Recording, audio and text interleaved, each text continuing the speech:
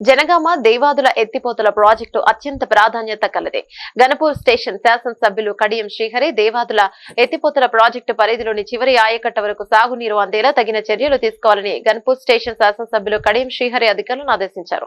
బుధవారం జిల్లా సమీకృత కలెక్టర్ కార్యాలయంలోని ప్రధాన సమావేశ మందిరంలో జిల్లా కలెక్టర్ రిజ్వాన్ బాషా షేక్, అదనపు collector revenue Rohit Singh, Ganapur station market committee chairman Lavanya, జిల్లా గ్రంథాలయ chairman Marujoda Rambabu, chief executive engineer Ashok లతో కలిసి గన్పూర్ స్టేషన్ శాసనసభ్యులు కడియం శ్రీహరి దేవాదుల ఎత్తిపోతల పథకం కింద భూసేకరణ ప్రక్రియ, పెండింగ్ పనుల పురోగతి, సాగునీటి సరఫరాపై నీటిపారుదల శాఖ అధికారులతో క్షుణ్ణంగా చర్చించి సమీక్షించారు.